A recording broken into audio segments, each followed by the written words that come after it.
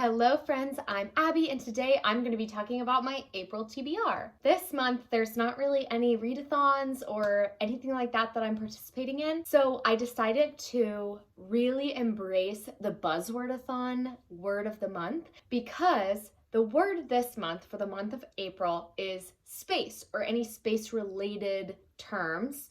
And I have quite a few books on my TBR that match space-related terms. So I pretty much picked up all of them and I'm just gonna see what I get to this month. First up is Notes on a Nervous Planet by Matt Haig. This is a nonfiction book written by Matt Haig, who wrote The Midnight Library, that I absolutely loved. Matt Haig kind of writes in a philosophy, self-help style in his fiction anyway, and this is his nonfiction about anxiety and depression and kind of the way media and our electronics in our life and our new way of living affects our mental health and mental well-being. So I think this looks really good. It's all about kind of what to do and how we can start making changes to get back to kind of a wellness state. And Matt Haig is somebody who suffers from panic attacks and anxiety, and as someone who also suffers from panic attacks and anxiety, I think that it'll be really great to read this book talking about some stuff that I relate to. Next is a book that's been on my TBR for quite a while, and that is The Starless Sea. So star is clearly in the title. And this is by Erin Morgenstern, who wrote one of my absolute all-time favorite books, The Night Circus. I have loved that book since I read it the very first time, and this is Erin Morgenstern's next novel. She's only written two, so this is the second one that has come out. This has been described as a book without much of a plot. It's very character and writing based in terms of a story, but this is about a boy named Zach who kind of finds this underground world or underground library world system thing that introduces him to a ton of different adventures and different quests. I've heard there's pirates in here, there are different types of adventures, and we're basically following Zach as he goes along with this quest that he's discovered in a library book. It sounds beautiful, it sounds amazing, the cover is amazing.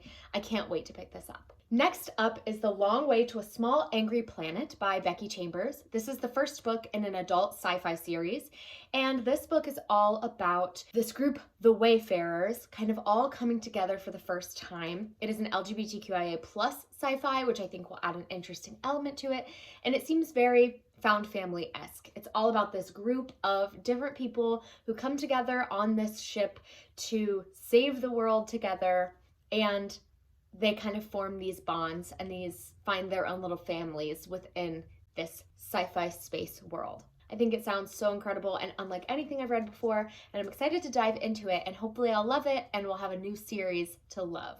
Next up is a brand new release called Clara and the Sun by Kazuo Ishiguro, and this is something I'm very excited about. It's not something I would normally pick up, but after seeing so many people love it, I had to get it for myself.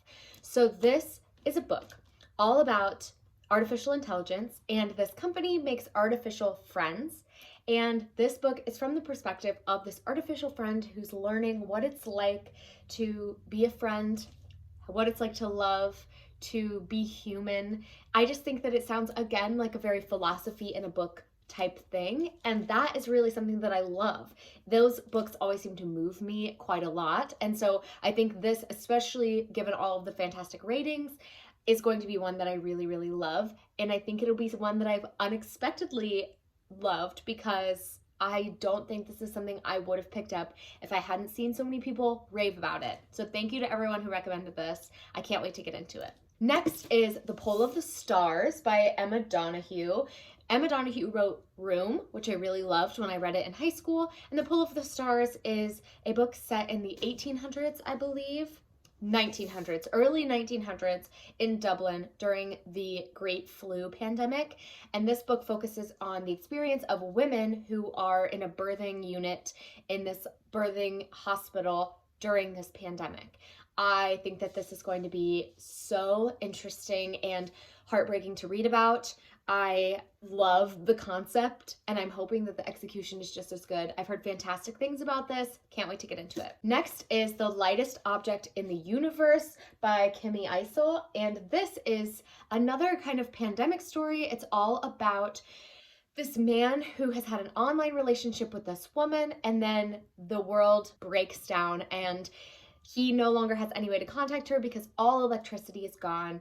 So he is making his way across the country, trying to find this woman that he's fallen in love with and hoping that she stays where she is so that he can find her. And this is kind of their love story. I'm very excited. I think this is going to be one that spans genres. I think it's going to be mostly a pandemic survival story with a little bit of love story in there, which I just think is going to be incredible.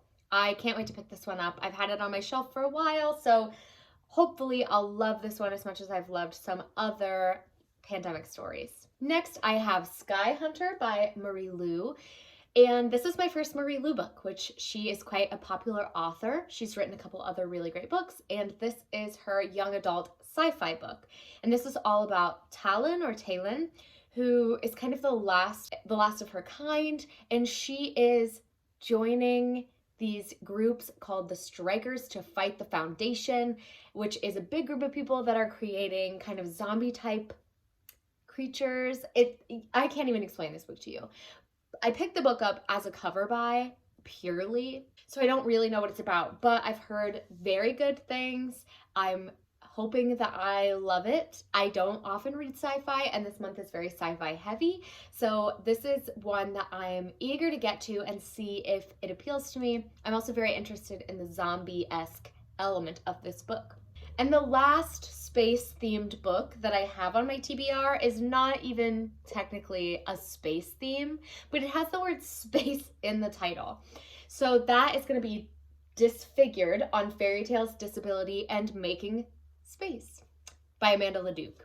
And this is a nonfiction book all about making space for people with disabilities in fairy tales, in stories, and in the types of fairy tales we've heard about, kind of how they have been represented.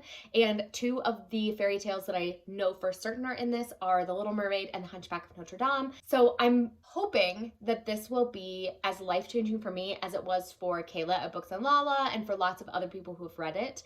I love the concept of the book. I think the idea of fairy tales and the way representation has classically been handled is something that we should all be examining a little bit more. And in addition, I think especially with all the remakes and rewrites of fairy tale stories that we have in abundance in society today, it's so incredibly important to understand the way we make space for people with disabilities. And this is an own voices book written by an author with disabilities.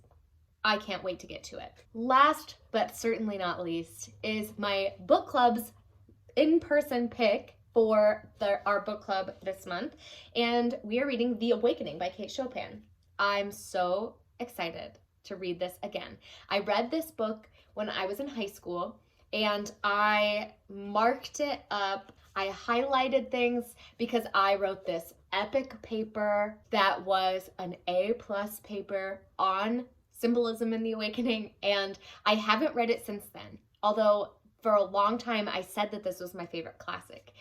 This is all about this woman who, at the time that this book was written, was super, super controversial and still is kind of a touchy topic today, because this is all about a woman named Edna who is 28, and she has a family, she has kids, a husband, and she decides, no, that ain't it, sis. I'm not sticking around. I'm gonna go my own way and have this massive sexual awakening and lifestyle awakening and do my own stuff. And I remember reading it in high school and being blown away by how progressive this was for the year that it was written. Can't wait to get into it.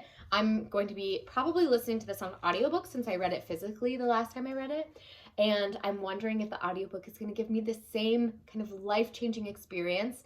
I don't often reread classics, so hopefully I love it just as much the second time around. that is all of my April TBR. Thank you all so much for watching. Please like, comment, subscribe, share this video with anyone you think would enjoy it. Comment down below what you're planning to read in April. I'm excited to see kind of what the themes everyone's going for, what the vibe of April is. Hopefully I'm going to be seeing lots of beautiful spring books that people are picking up. So happy spring. I'll see you all next time. Bye, friends.